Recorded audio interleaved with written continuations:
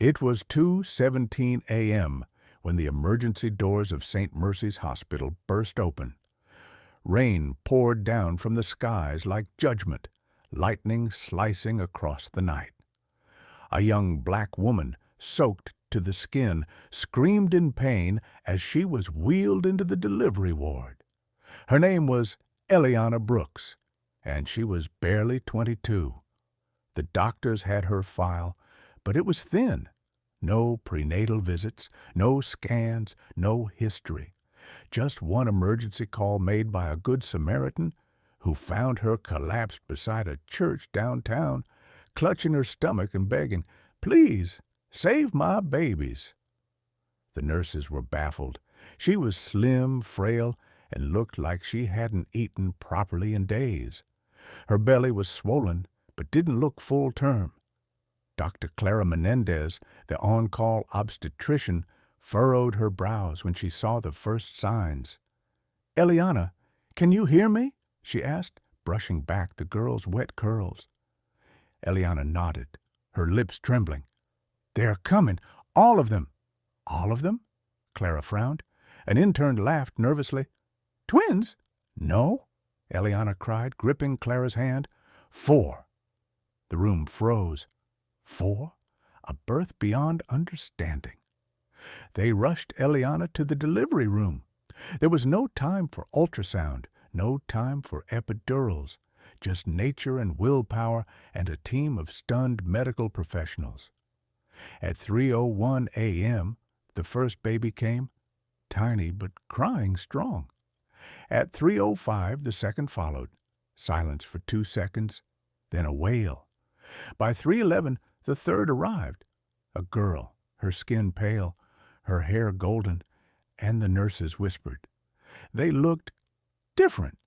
But when the fourth came at 3:17 a.m., the silence lingered. "He's not breathing," a nurse cried. Panic rippled through the room. Eliana reached out her hand, too weak to lift it.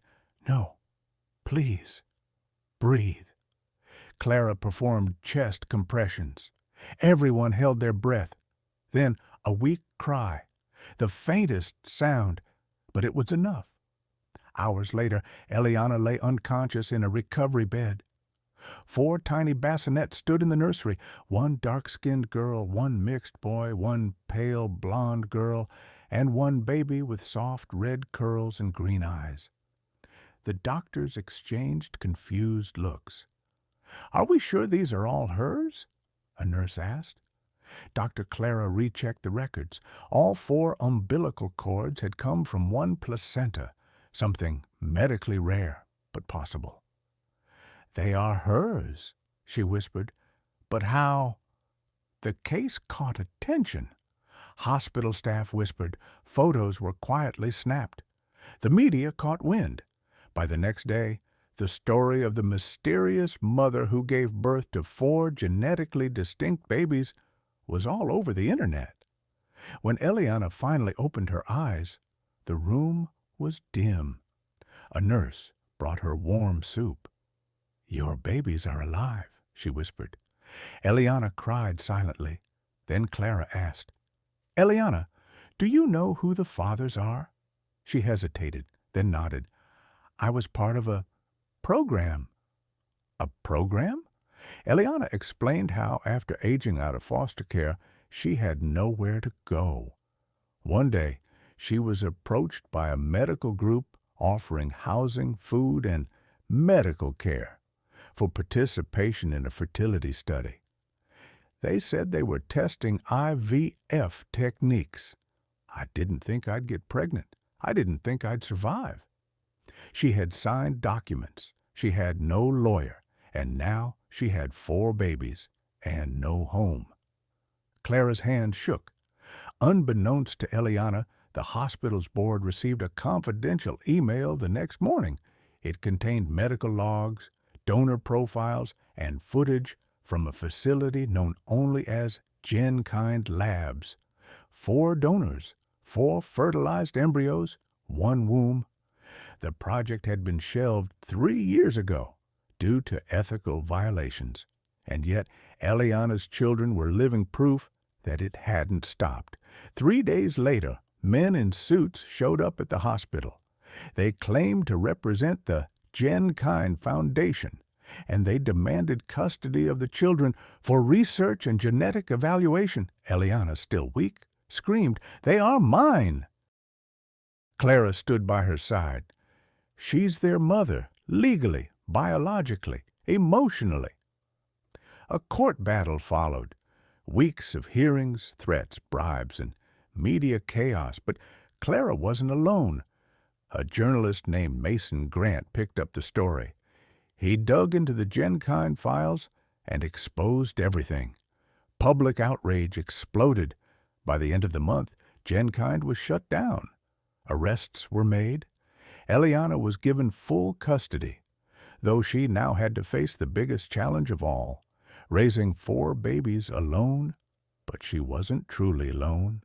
Clara offered her a part-time job at the hospital's daycare.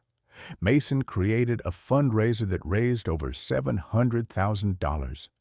Strangers sent diapers, formula, toys. One couple even donated a small home in the suburbs.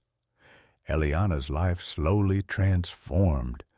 She took parenting classes, learned to cook healthy meals, read every book on multiracial identity and trauma healing, and every night she whispered to her babies, "You were born under lightning.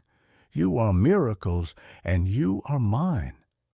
10 years later, the morning sun spilled softly over the quiet neighborhood of Westwood, painting the sky with golden hues and scattering long shadows across the small 2-story house at the end of Rose Lane. The mailbox, slightly rusty, bore the name E. Brooks and Family in neat black letters. It was a modest home, not grand, not flashy, but it was warm, alive, and full of stories. Inside, the aroma of cinnamon pancakes wafted through the house. In the kitchen, Eliana, now 32, stood in a worn apron, her curls tied back, flipping pancakes with practiced ease. She moved with the confidence of a woman who had known chaos and built peace from it. Her eyes, still tired sometimes, held the strength of someone who had wrestled the world and refused to let it take her children. Laughter erupted from the backyard. 4 children, her children, chased each other across the grass. 10 years old now. 10 years of growth, healing, and discovery.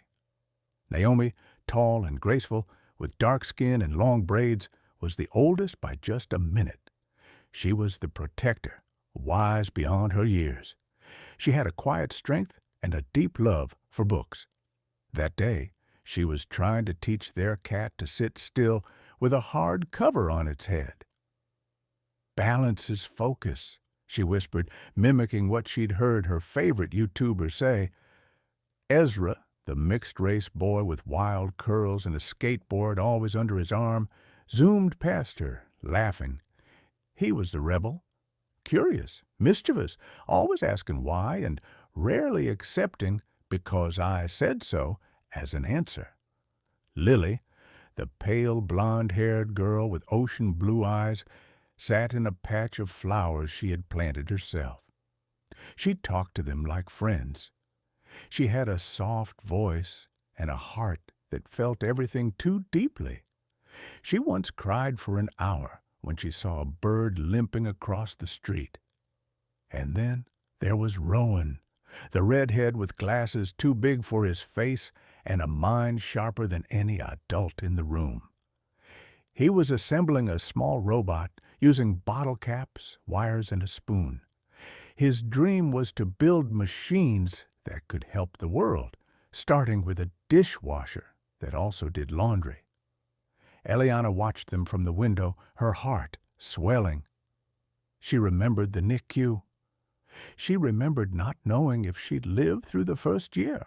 She remembered crying silently at night when they had no formula, when Naomi had a fever, when Ezra asked, "Why do some people stare at us?"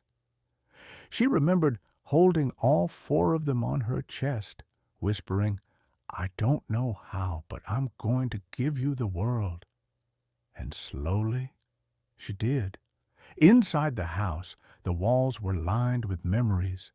There was a framed newspaper headline, Mother of Four Exposes Medical Scandal. Beside it, photos of birthdays, first days of school, finger paint disasters. A cracked phone was mounted in a small frame, the same one Mason Grant used to record Eliana's first public testimony against Jenkind. A diploma hung proudly, Eliana's. She had studied child development and early education online, graduating top of her class. What once felt impossible was now part of her identity. That afternoon, she had a visitor. The doorbell rang, and when she opened it, Mason Grant stood there, older now, but still with the same kind eyes. He wore a blazer, held a notepad, and grinned like he had news. "Eliana," he said, stepping inside, "Netflix wants the documentary." Eliana blinked, stunned. "They're calling it The Mother of Miracles. They want you, your voice, your truth.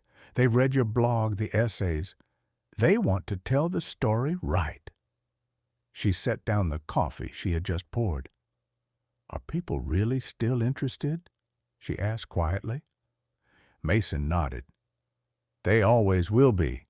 You didn't just survive, you changed something. And now people need that kind of hope more than ever." Later that evening, the family gathered in the living room, wrapped in blankets as Mason interviewed them for the documentary. Naomi talked about being the oldest by 1 minute, and how that made her the boss. Everyone rolled their eyes. Ezra proudly showed his skateboarding trophies. Lily talked about the time she rescued a squirrel and fed it with a bottle for 2 weeks.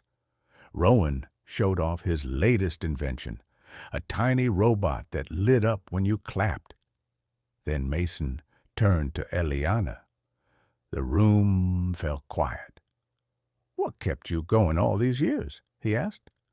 Eliana looked at each of her children. They looked back, each so unique, yet all bound by love. "I think," she began slowly, her voice soft, "I realized early on that life wasn't fair, but it gave me them. 4 lives, 4 second chances. I didn't get to choose how they came to me, but I chose to love them every single day." She wiped a tear. "They saved me just as much as I saved them." Mason didn't ask any more questions. There was nothing more to say. That night, Eliana tucked each of them into bed. Naomi was already asleep, clutching her book. Ezra asked if he could be a stuntman when he grew up. Lily whispered, "I think the flowers can hear me." Rowan blinked up at her. "Mom?" "Yes, baby?" "Do you think, if you didn't say yes to that program, would we still be a family?" Eliana knelt beside him, brushing back his red curls. "I think the world tried to break me," she said, "but somehow love won. So yes, Rowan, no matter what the path, I would have found you, all of you." Outside, the stars hung low over the little house on Rose Lane, and somewhere across the world, 1,000,000 people would soon watch the documentary and cry over a story of resilience, hope, and a mother who gave birth not just to children, but to a legacy born in pain, but raised in love.